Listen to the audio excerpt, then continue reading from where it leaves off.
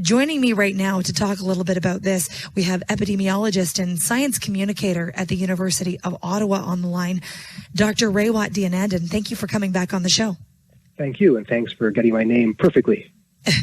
Always great to get your perspective on these things. These numbers have just come out from Queen's Park. They're talking about them right now.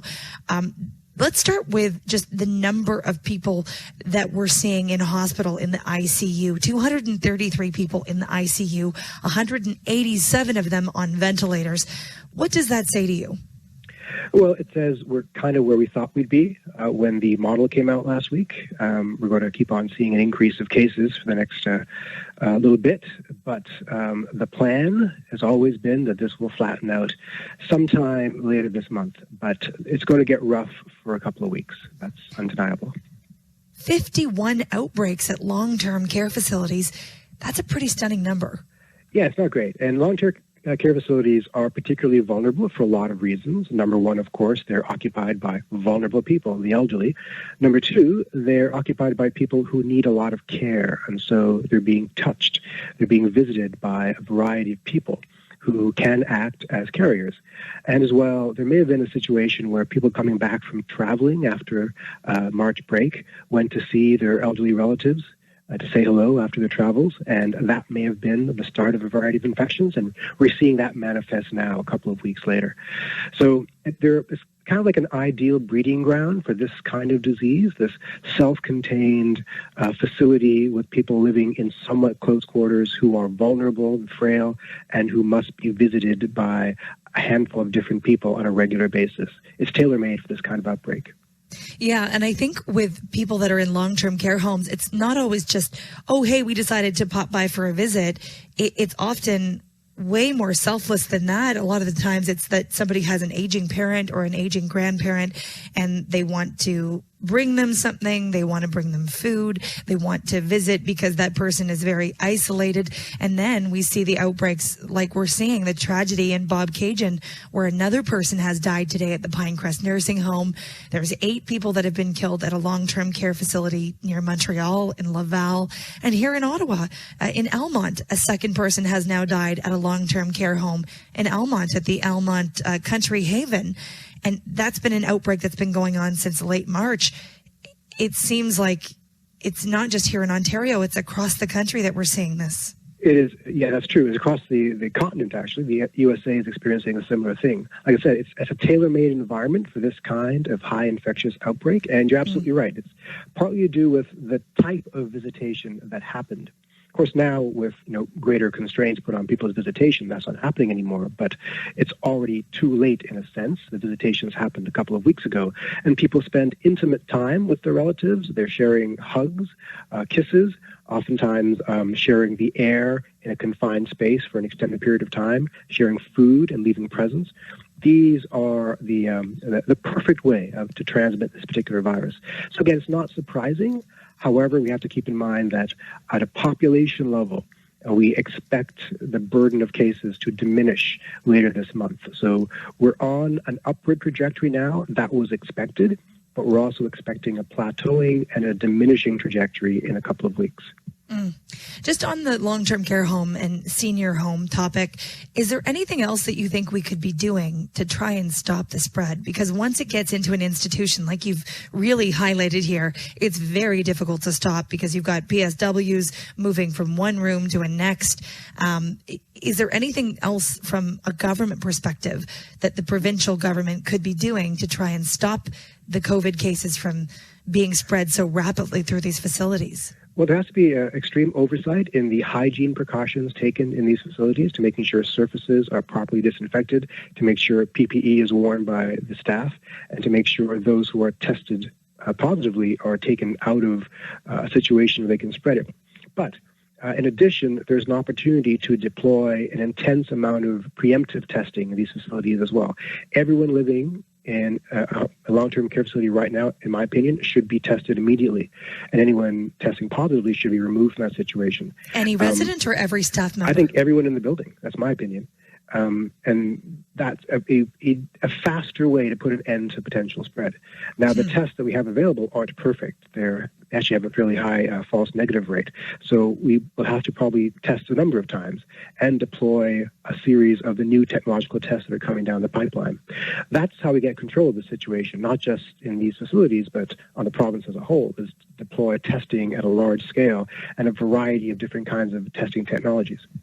Yeah. With the rapid testing, though, and as I know, we're developing more and more technology, even here in Ottawa, Spartan Bioscience, which has signed a contract with the government, has been working on an incredible testing system, and we had them on, so that's great to see. But even with the rapid testing, isn't there a risk that there are people flying below the radar because you may not be exhibiting symptoms, you're asymptomatic, but you are shedding the virus? Would that still appear in a test? Like, for example, if I were sick today, but I don't look sick or feel sick, and they test me using a rapid testing system, would I show up as positive or negative?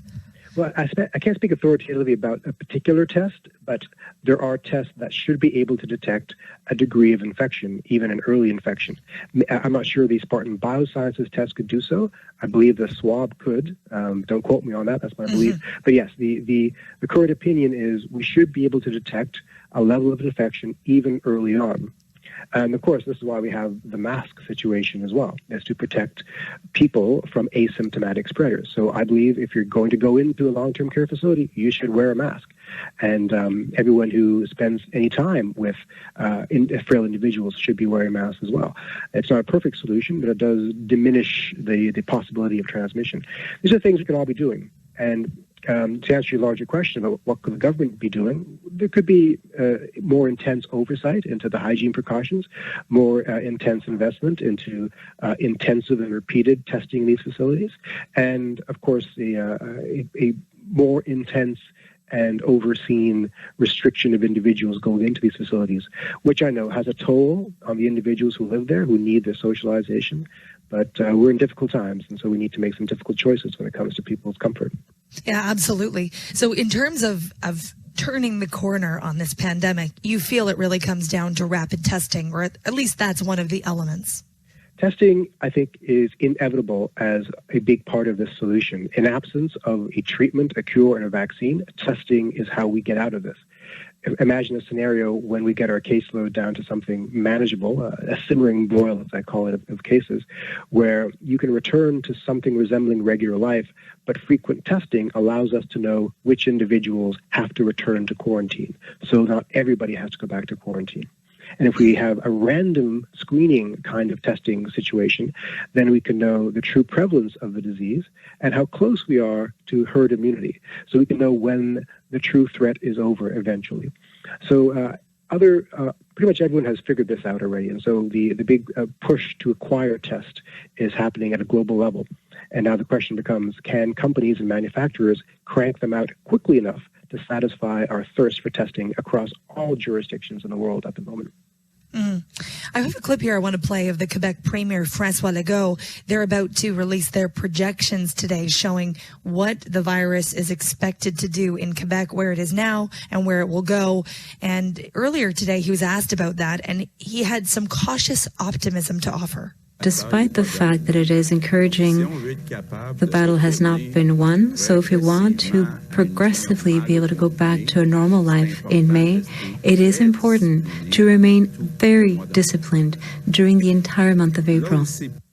So he's saying we need to be disciplined now if we want to progressively go back to normal life in May. He's speaking about Quebec, but Quebec has a lot of cases. And, I think a lot of people were surprised to hear him say that when Quebec has more than 9,000 cases. Your thoughts on his outlook there? I think it's a bit ambitious. Keep in mind that the rate of acceleration to the peak is faster than the rate of deceleration down from the peak. It's going to take us longer to get down from the plateau than it took us to get up to these high numbers. Most of the models I've seen consider that North America will be out of the grip of the worst of this epidemic or this first wave by early June, if we maintain social distancing and be disciplined throughout April and May. And then, of course, you wait to see if a second wave comes later in the summer or the fall. But I think it's probably ambitious to say we'll be back in May. I await his model to be released later this afternoon. Maybe they have different data than I've seen. There are different ways of modeling this, but most of the ones I've seen assume maintaining isolation and social distancing at a rigorous discipline level can get us back to a manageable caseload by the end of May, not by the beginning of May. But again, we'll see what his model says. And that would fall in line with your opinion for us here in Ontario as well. Yeah, I've seen some interesting data today. Here in Ottawa, where I am, we're approaching the peak this week, according to the most credible models that I've seen. Further south in the province, the peak seems to be moving a few weeks away. So in Toronto, the peak will probably occur at the end of April, not in the middle of April. And so, so we're probably seeing the abatement of this wave of the epidemic within this month or the next. So everyone should be a little bit optimistic, and this should be an inspiration to maintain the discipline of social distancing and self-control. Enjoy your family at home. I know it's stressful, but we have to do this right now in order to get us back to some semblance of normalcy as quickly as possible.